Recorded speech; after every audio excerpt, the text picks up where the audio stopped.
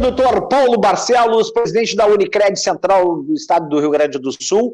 Eu gostaria de lhe dizer que é uma honra muito grande lhe ter aqui no programa, e o senhor sempre nos chancela com muita credibilidade, como a Unicred também.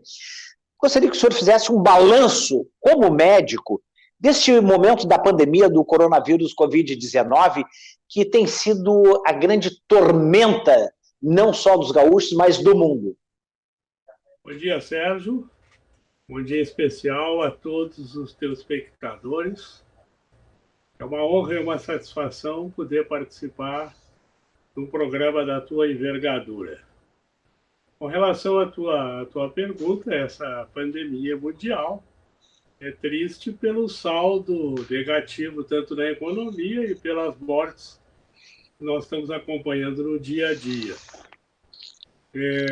Infelizmente, a nossa situação aqui no estado do Rio Grande do Sul é crítica, muito em função do número de casos que estão acometidos pela doença e principalmente porque as nossas UTI, que são o último dos refúgios dessas pessoas, estão hoje completamente lotadas e há uma dificuldade muito grande de poder implementar novos leitos em função da necessidade de profissionais habilitados para poder trabalhar nesses ambientes.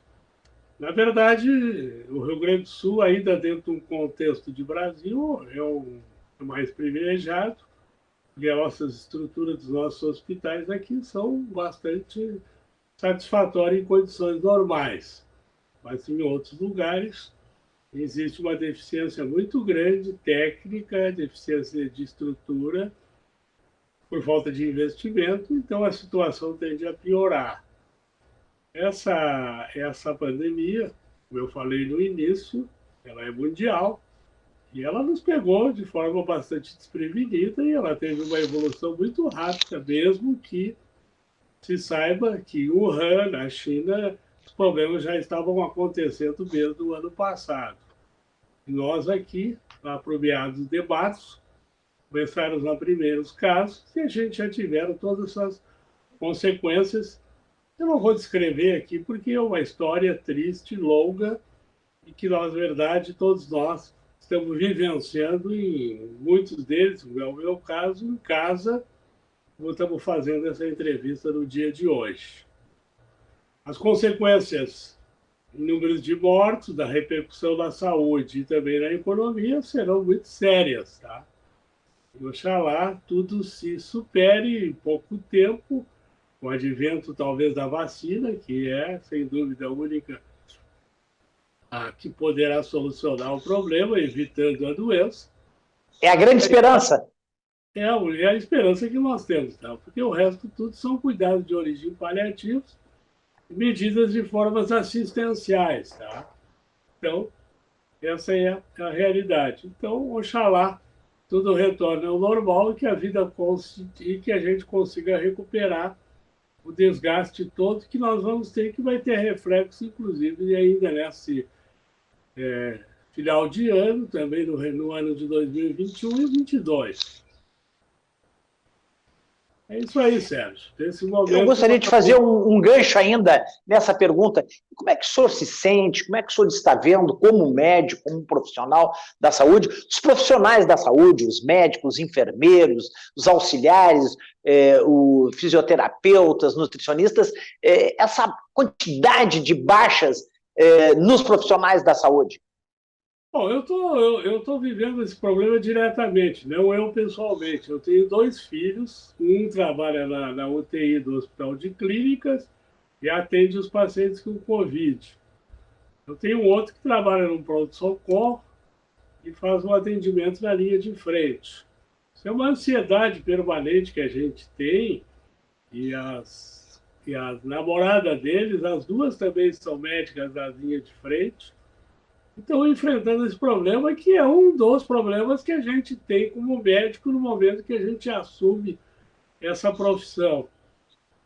Então, o risco existe, a gente lamentavelmente tem visto aí casos reais de morte de pessoas jovens, profissionais que estavam lá na assistência aos pacientes com Covid. Recentemente, nós, de forma direta, tivemos a notícia de um profissional no hospital que eu convivi muitos anos na minha vida profissional, em que, na verdade, com 42 anos, deixou a família com 3 filhos e em condições muito deficientes financeiramente. Agora mesmo, no mesmo hospital que eu me referi, nós temos um colega médico, pneumologista, também numa situação crítica, e eu tenho outros colegas meus, de amigos pessoais, que estão em UTIs de hospital, todos eles em dificuldades, inclusive já com falência de órgãos. É uma situação muito grave, triste, e parece que o pessoal não avaliou tudo isso que poderia acontecer. No início, as coisas se baseavam simplesmente numa doença viral, sem maiores repercussões, e que poderia efetivamente atingir as pessoas por um breve período. Mas o que se vê é que nós vamos aí a mais de 100 mil mortes no Brasil, porque pelo que já se vê... Já batemos na casa dos 90 mil, né? Isso, e pelo que se vê diariamente, nós vamos chegar a esse limite, vamos ultrapassar esse limite. Está 100 milhões, 100 mil. Doutor Paulo, para incomodar um pouquinho mais ainda nessa área, a gente tem conversado com muitas cooperativas de médicos, muitas entidades médicas, e também estamos conversando com vários profissionais da área da saúde. Eles estão se queixando muito sobre equipamentos de proteção que não têm sido observados pelas entidades, pelos governos municipais, estaduais e também o federal, no equipamento, que tem uma falha muito grande, que eles estão com deficiência.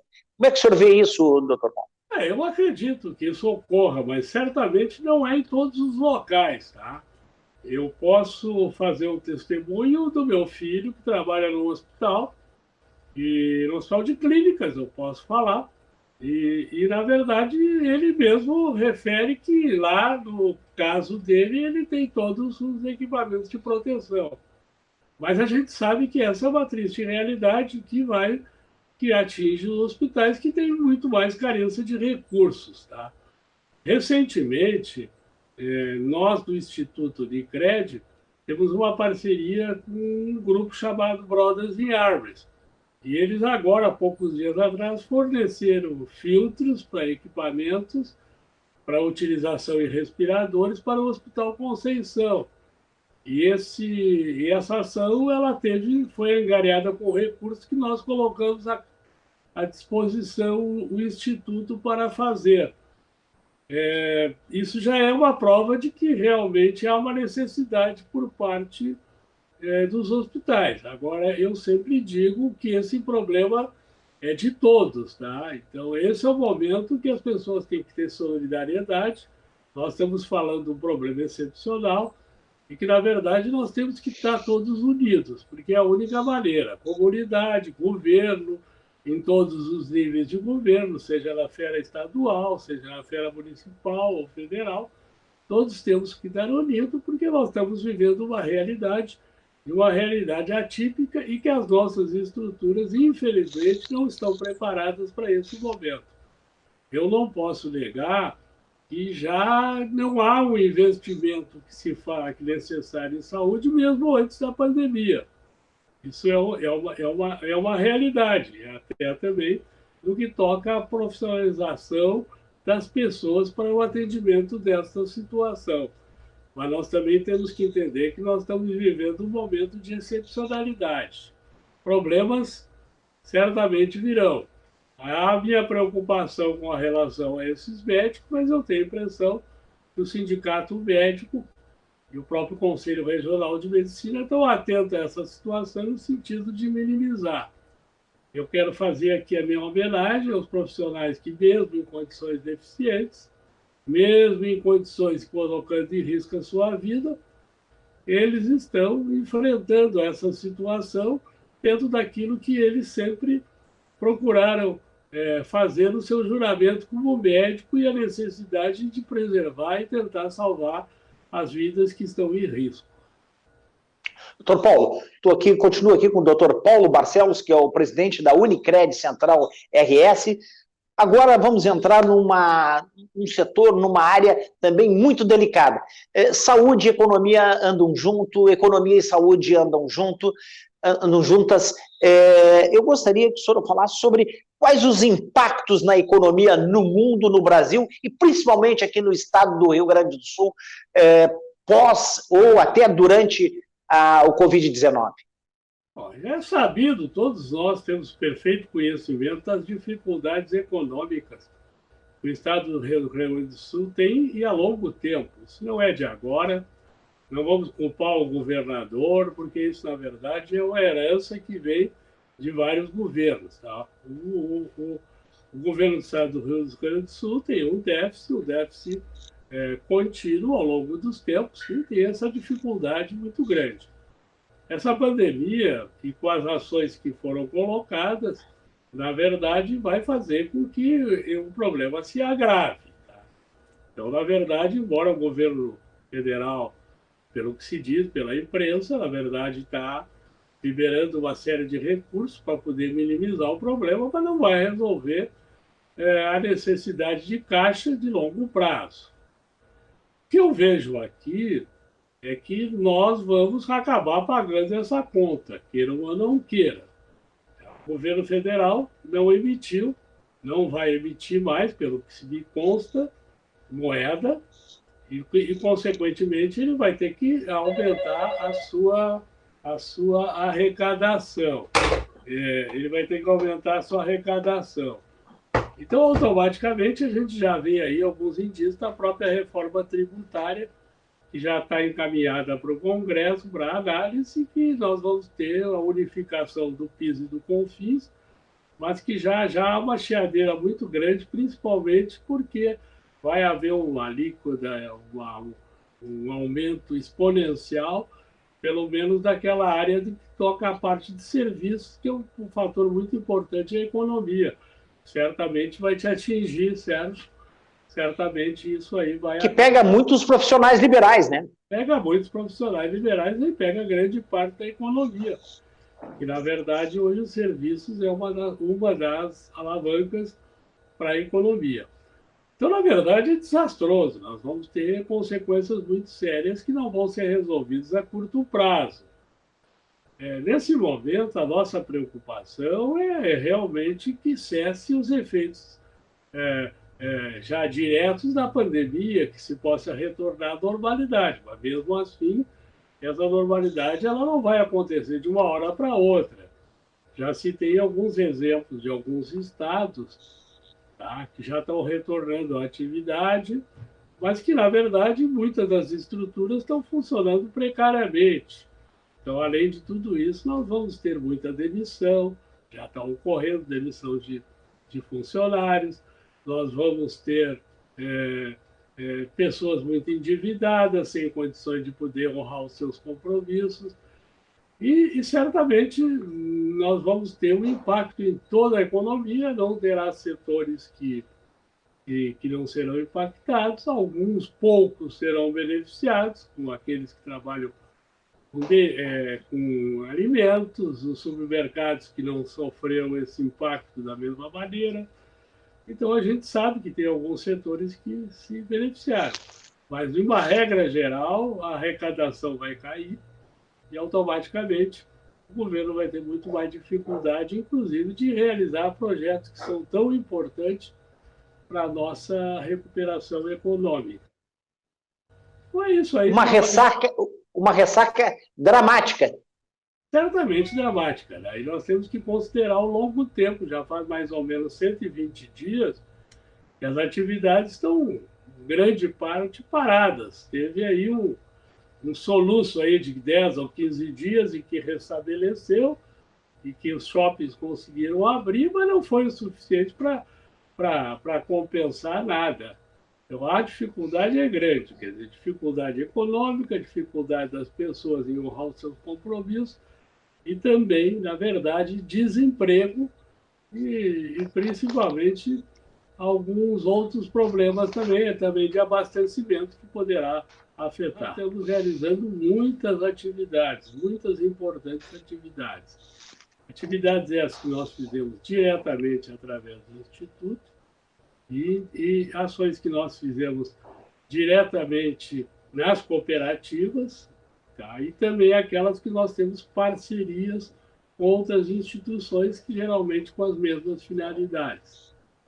Então, nós temos um trabalho maravilhoso que nós vamos realizando mesmo antes da epidemia, que é uma parceria com a Via Vida, que é uma ONG que, na verdade, se dedica muito à questão do transplante de órgãos, que é uma situação que precisa muito. Podemos, doutor Paulo, repetir o nome da ONG aí? Via Vida. Via Vida. E essa Via Vida tem uma particularidade muito importante, porque, na verdade, ela foi constituída de uma personagem que hoje responde pela direção dessa instituição, em que, na verdade, ela, sentindo o problema da necessidade com um filho, ela, a partir daí, passou a dedicar a sua vida praticamente integralmente a esse projeto, que hoje tem um trabalho maravilhoso. Então, nós fizemos uma parceria com eles têm voluntárias, e essas voluntárias elas vão ao interior, principalmente nas escolas, nos jovens, já preparando a cabeça das pessoas para que, na verdade, a importância da doação de órgãos. Tá? E nós fizemos essa parceria com eles, nós demos meios para eles e eles deram know-how. Esse know-how que eles deram, eles já têm essa expertise nisso, e eles têm, inclusive, uma história muito bonita que eles chama-se A Tartaruguinha que Perdeu o Casco. Isso, na verdade, é uma história infantil, lúdica. A tartaruguinha que perdeu o carro? Os casco. Os cascos. O casco. E é uma história lúdica, muito bonita e tal, que eles utilizam aquilo ali para fazer uma comunicação com as crianças da importância da doação de órgãos. E nós sempre tivemos presente no dia C, se tivesse oportunidade também, que é uma ação voltada à comunidade.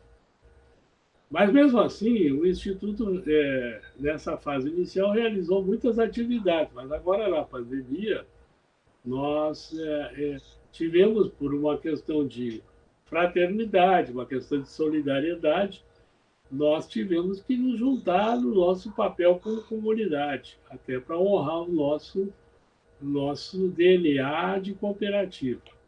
E nessas oportunidades a gente teve ações especificamente voltadas aos profissionais da saúde e mais especificamente aos hospitais.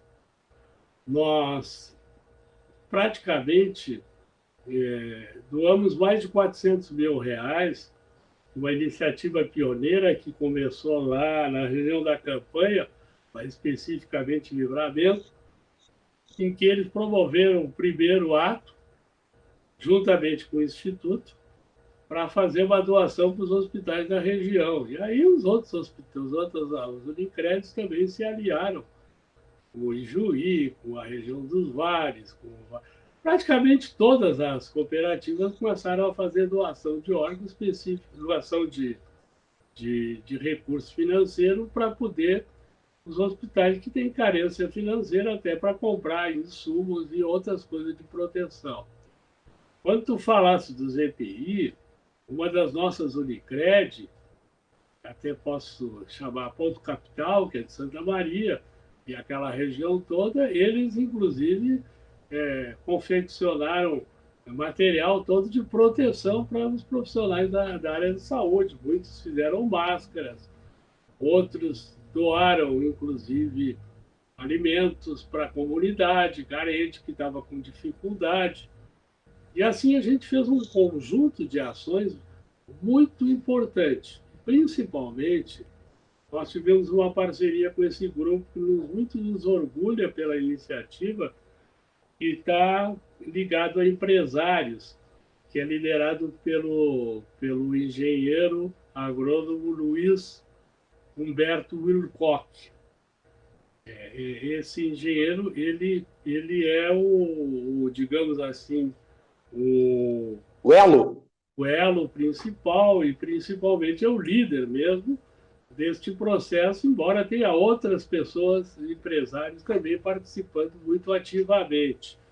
Como eu não me lembro o nome de todos, eu me lembro de alguns, eu não vou citar, mas ele tem mais de 1.000 pessoas juntos, unidos, participando do projeto. O Instituto também trabalhou junto com eles no sentido de fazer algo principalmente para os profissionais da área da saúde de uma maneira geral. Há poucos dias atrás foi divulgado na imprensa, com muita pompa em todos os jornais, o trabalho que eles fizeram doando material para os respiradores, tá? Lá do Hospital Conceição. Mas o trabalho deles é maravilhoso, mereceria um programa só para falar sobre isso. E eu até te aconselho numa outra oportunidade, se tu quiseres fazer uma ação filantrópica, que é muito importante para poder divulgar o alcance desse projeto. Está fazendo 105 dias, provavelmente tu vai ver agora um balanço do trabalho deles, que é um trabalho maravilhoso. Nós também fizemos uma parceria muito bonita, um projeto que também foi feito por um pessoal lá da Universidade do Rio Grande do Sul, chama-se um projeto Casulo.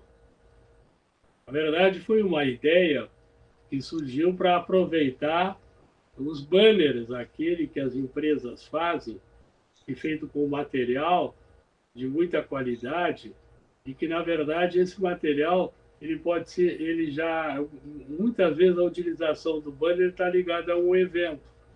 E depois daquele evento, ele praticamente não tem mais grande utilidade. O que eles fizeram? Tinham grupos de profissionais, principalmente costureiras lá de Viamão, que estavam ociosas, porque não tinham trabalho nesta época. Então, esse grupo, ele procurou unir os dois lados.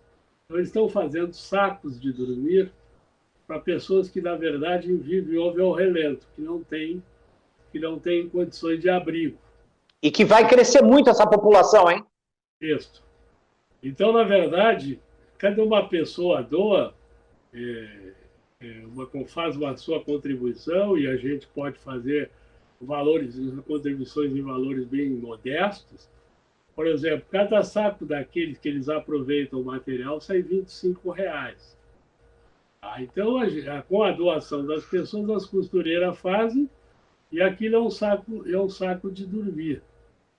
E isso, na verdade, provoca uma condição de conforto maior e, inclusive, protege essas pessoas, inclusive para não terem até ocupação de leito no hospital, porque tu sabe que hoje a saturação é grande em função da baixa temperatura que nós estamos vivendo. E é um ato humano, né?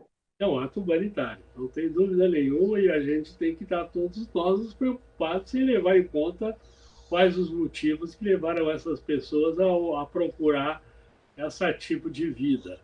Isso todos nós temos que nos preocupar, e, na verdade, além de tudo isso, de proteger essas vidas, nós estamos, nesse momento, cada vez mais protegendo a própria situação que está os hospitais hoje, com o seu índice de ocupação muito elevado. Doutor Paulo, mais uma vez eu quero lhe agradecer essa oportunidade de conversar com o presidente da Unicred Central, o médico, doutor Paulo Barcelos, da Unicred Central do Estado do Rio Grande do Sul, e mostrando esse lado, essa mentalidade, esse conceito, essa visão social da Unicred, que orgulha muito, não só os gaúchos, mas principalmente os brasileiros. E o nosso canal está dando aqui um destaque de reconhecimento, doutor Paulo, do trabalho de vocês da Unicred. Quer que levante um pouco mais ou está conseguindo ver, doutor Paulo? Não, gostaria que tu levantasse um pouco mais. Eu até... Melhorou? Isso, tá. Pode esse até... aqui é um... Isso. Ótimo. Tá, esse aqui é um destaque de reconhecimento pelo trabalho, principalmente esse trabalho que a Unicred tem feito junto aos profissionais liberais e principalmente do Instituto Unicred, tá? E que sirvam as façanhas da Unicred Central do Estado do Rio Grande do Sul de modelo toda a terra. Gostaria de mais uma vez agradecer e chegando aí, muito bom. Obrigado, doutor Paulo, obrigado. Então, mais uma vez, muito obrigado, um bom dia e o senhor tem a certeza, a Unicred orgulha muito os gaúchos. Sérgio, eu quero te agradecer a oportunidade e falar para vocês de uma forma bem rápida que o cooperativismo é uma solução para muitos problemas econômicos e até sociais, e que o modelo cooperativo é um modelo perfeito, principalmente para esses momentos que nós estamos vendo. Acho que nós precisamos ainda cada vez mais incrementar o cooperativismo no nosso meio, embora o Rio Grande do Sul seja um estado privilegiado em termos de adesão ao cooperativismo, mas nós... É o berço, né? É o berço, né? É o berço do cooperativismo no Brasil, evidente, né? Porque já existem alguns estudos, algumas coisas querendo provar que nas reduções jesuítas já se praticava o genuíno cooperativismo. Mas, Sérgio, é isso aí. Eu quero te agradecer a oportunidade, parabenizar pelo programa. E estamos sempre à disposição dos amigos.